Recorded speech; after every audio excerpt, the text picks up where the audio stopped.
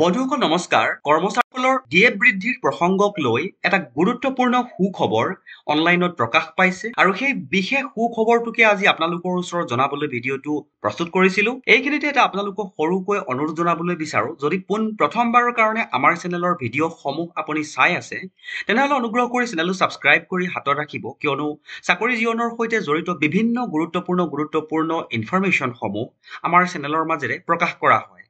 বন্ধুসকল এতিয়া আহো আজিৰ প্ৰসংগটোলৈ অৰ্থাৎ ডিএ বৃদ্ধিৰ যিটো প্ৰসংগৰ কথা উল্লেখ কৰিছিলো সেই ডিএ বৃদ্ধিৰ ইনফৰমেশনটো আজি আপোনালোকক জনাবলৈ লৈছো চাওক এনেকৈ প্ৰকাশ পাইছিলে ইনফৰমেশনটো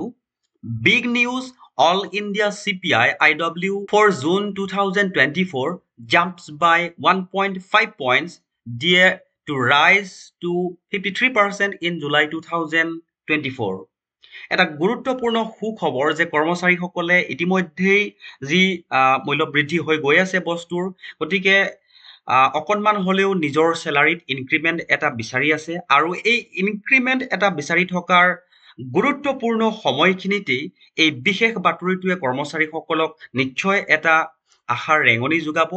আৰু সেইভাবে আজিৰ এই ইনফৰমেশনটো আপোনালোকলৈ যিমান পাৰো সোনকালেই আনিবলৈ যত্ন কৰিছিল তে বন্ধুসকল ইনফৰমেশনটোৰ সবিশেষ আমি জানিবলৈ যত্ন কৰো আহক ইনফৰমেশনটোৰ সবিশেষ তেওঁলোকে এনেকৈ প্ৰকাশ কৰিছিলে all India CPI IW for June 2024 and July 2024 DA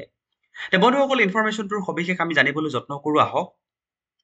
Following the publication of All India Consumer Price Index number AICPIN for June 2024, the calculation formula for dearness allowance indicates that the DA rate will rise by 3%, increasing from 50% to a total of 53%. The adjustment will be applicable to all central government employees and pensioners receiving dearness relief effective from 1st July 2024.